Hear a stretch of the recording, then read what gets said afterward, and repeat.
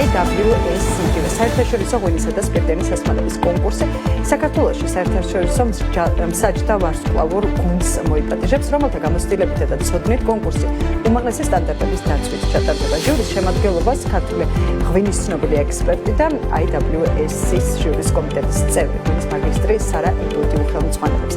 მას შეუერთდებიან მათ შორის საერთაშორისო ჟიურის წევრებიც, ღვინის ბაიერები, უფროსი სომელიეები და ასევე კონსულტანტები. კონკურსის დეტალებს მოვიკითხავთ საქმიან დილაში. დარია ხოლოდინა, ღვინის ექსპერტი და ასევე ჯაბა ძიმისდარიშვილი, უფროსი სომელია შემოერთნენ საქმიან დილას. მოგესალმებით.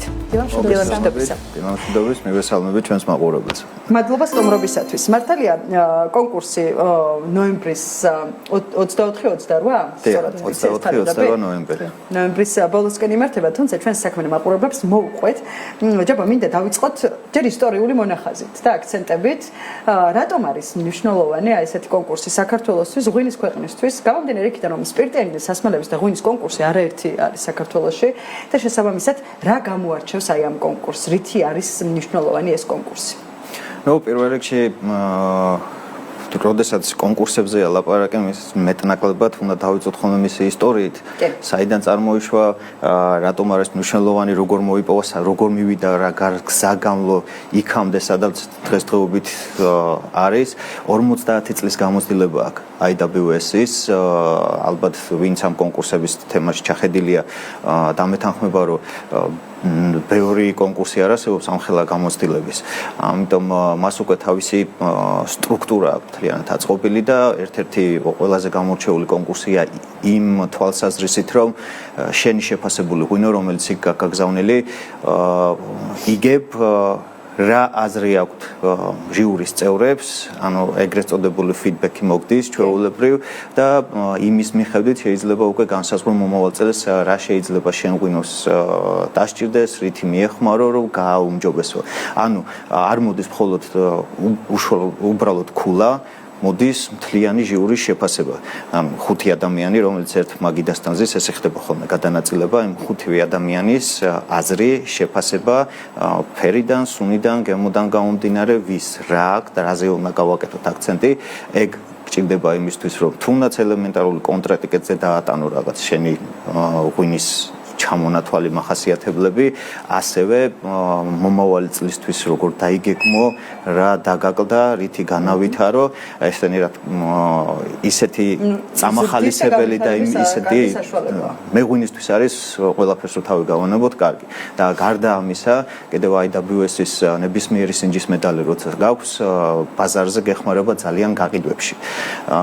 გაყიდვებში იმ მხრივ, რომ ბევრ კონკურსზე ვარ ნამყოფი და ბევრ ღვინის ფესტივალზე და ვკითხულობ ხოლმე აი დახთან ჩვეულებრივი ადამიანი რომ მოდის, რას უყურებს, რითი არჩევს ღვინოს, რომელიც იმისთვის უცხოა. არავინ არ იცის ვეღარ ვიტყვით, იმიტომ რომ ძალიან ბევრი გაკეთდა იმისთვის, რომ ქართული ღვინო ცოტა ცნობადი გამხდარიყო სამყაროში, მაგრამ მაინც არა ვართ იმ ეტაპზე, როგორც ესპანური, ფრანგული, იტალიური ღვინოები ცნობადობის თვალსაზრისით ვლაპარაკობ და არა ხარისხით უკვე ისე ვართ, რომ ბარეორ ქვეყანას არ ჩამოვარდებით ღვთისწყალობით და ადამიანები, რომლებიც მიდიან და ნახულობენ რაღაც უცხო ღვინოს, იქ უკვე ეძებენ თავისთვის ნაცნობ შეფასების სისტემას, სადაც პატარა მრგვალი ესეთი медальონებია მისაკრავი და IWS-ის ნებისმიერი სინჯი იმათთვის უკვე ხარისხის გარანტია შესაბამისად ბრმად ედნობიან ამ კონკურსს და შენი ღვინო უკვე გაყიდვადი ხდება ისეთი ადამიანების თვალში, რომლებმაც ღვინო რეალურად არ იციან, უბრალოდ ერთი ბოთლი უნდა იყიდოს რაღაც თავისთვის საოჯახო ვახშმისთვის და ეს ყველაფერი უკვე ცნობადობასაც ხომძრდის და შენი ღვინისთვის არის ძალიან მომგებიანი. ის რომ ეს ძალიან კარგი შესაძლებლობა არის მეღვინეებისთვის მიუთითებს კონკურსის მასშტაბი, თუმცა წელს გამომდინარე იქიდან რომ მეოთხედ სტარდება უკვე ქვეყანაში ესეთი მსოფლიო დონის კონკურსი. ბატონო, თუ შეგვიძლია ვთქვათ, აი მოკლედ აი რით დაიმსახურა საქართველომ ასეთ კონკურსში მონაწილეობა? რით დაიმსახურა პირველ რიგში რითიც დაიმსახურა თვითონ რისი კონკურსიც არის ჩვენი ქვეყნიდან არის წამოსული ყველაფერს რო დავიგავანებთ ხო ეს ისტორია აბსოლუტურად ყველა მიცის ამ თემაში კაციშვილი არ არსებობს ვინ შეგვედავება რომ ღვინო დაიბადა საქართველოში და შესაბამისად ესეთი დიდი კონკურსები მე ვთვლი რომ ყველა კონკურსის ისტორიაში რომელსაც ესეთი გამოცდილება აქვს დიდი სურვილია ჩემი რომ ყველამ ერთხელ მაინც ჩამოვიდნენ საქართველოში და საქართველოში ჩატარდეს ეს კონკურსი იმიტომ რომ თუ რომელიმე რაღაც გიყვარს ყველა ცდილობს იმ ადამიანთან ან სადაც ეს კულტურა წარმოიშვა ერთხელ მაინც ჩავიდეს და ეზიაროს ადგილზე ხო იმ კულტურას და თუ ღვინო გიყვარს აუცილებლად ერთხელ მაინც უნდა ჩამოხვიდეს საქართველოში და შესაბამისად რაც მეტი კონკურსი იქნება ჩვენთან ჩამოტანილი მით უფრო კარგია ჩვენი ღვინის განვითარებისათვის. ძალიან ბევრი გვაქვს ისევ გასაკეთებელი ამ ღვინის განვითარებაზე ეგ ცალკე თემაა ჭუბია მე სხვა დროს ვილაპარაკოთ, მაგრამ თვითონ ეს კონკურსი უკვე მეოთხე ტარდება საქართველოში და ძალიან კარგი სტატისტიკა გვაქვს მზარდი თვითონ მონაწილეობის მსურველების მიხედვითაც და იმ მედლების სინჯებითაც, რაც ზოგადად პირველ კონკურსზე 16 ოქროს მედალი ავიღეთ სიტყვაზე მეორე წელს უკვე 18 და მესამე წელს უკვე 28 განვითარებას რომ მივხვდეთ მე მაქვს მარტო ოქროებზე ლაპარაკი და არა ვერცხლზე და ბრინჯაოზე. ამ განვითარების ეტაპებით, დადებითი ეტაპებით ახდენს თუ არა ეს კონკურსი გარკვეულ გავლენას ქართულმა ღვინომ ერთი რომ საერთაშორისო ბაზარზე ქართული ღვინო ცნობილია, თუმცა გამორჩეული ადგილი კიდევ მეტად დავიმკვიდროთ საერთაშორისო ბაზრებზე. კი, მე მგონი აუცილებლად არის. ანუ მე ვმუშაობ ისე ბრიტანულ ბაზარზე უფრო ქართული ღვინის პოპულარიზაციაზე, სარაბოტან ღვინის მაგისტრთან თანამშრომლობ Georgian Wine UK-ის პროექტზე. ხო და მან ხედავ სტატისტიკას, დაინტერესების სტატისტიკას, ანუ ვინ შემოდის საიტზე, რა კითხვებს უსვავენ და ასე შემდეგ. და ანუ ბრიტანეთი არის ძალიან მნიშვნელოვანი ბაზარი, პრინციპში ერთ-ერთი ყველაზე ისტორიული დიდი ბაზარი მსოფლიოში. და მან ქართული ღვინო რო გახდეს კარგად დამფუძნებული, ცნობილი და ანუ გახდეს ჩვეულებრივი ანუ ადამიანის ყოველდღიურობის ნაწილი, ეს არის ანუ ძალიან კარგი და ჯაბამ როგორც თქვა, ნდობა იზრდება, როცა ხედავ ამ მედალს ბოტლზე.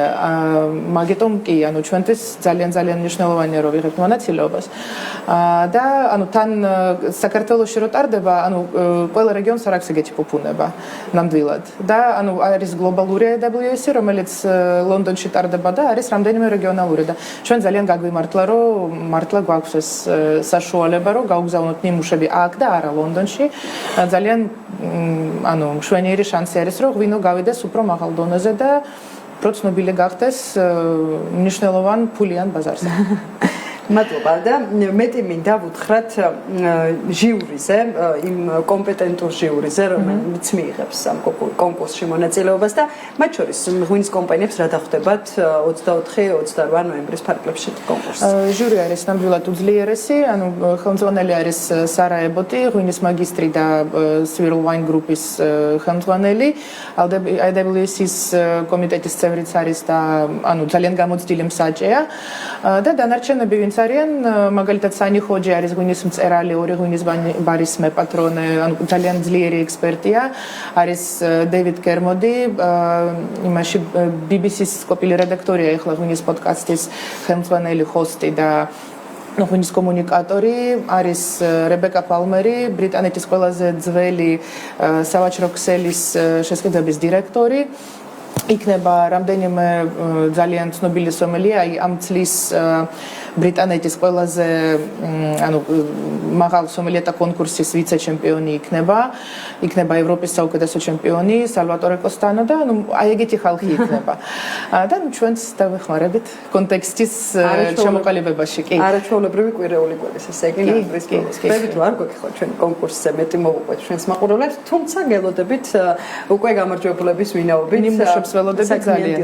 კი, 3 ნოემბრამდე არის უკვე ნიმუშების მიღება, ამიტომ უნდა ვიჩქაროთ ყველა და ურჩევდი ყველა ჩვენს მეღვინეს, მარტო ღვინის არ არის, ეს უკვე ღვინო და მაღალ ალკოჰოლური სასმელებია, შარშან უკვე ქონდა ეს დამატებული და ვისაც ჭაჭის წარმოება აქვს, ჩვენ ჭაჭა არის ჩვენი ეროვნული სასმელი და მის პოპულარიზაციას ძალიან ჭირდება ამ კონკურსში გამარჯვებული სასმელები და იჩქარონ მეტი აქტივობა საჭირო, იმიტომ რომ თამაში ჩვენ სტადიონზე შესაბამისად. წარმატებები და მადლობა. რომ იყავით ჩვენთან ერთად, გელით სიახლეებით და გამარჯვებლების ვინაობით. დარია ხოლოდილინას ღვინის ექსპერტს მასპინძლობდით საქმე დილაში და ჯაბა ძიმისტარიშვილი უფროსი სომელია იყო საქმე დილაში.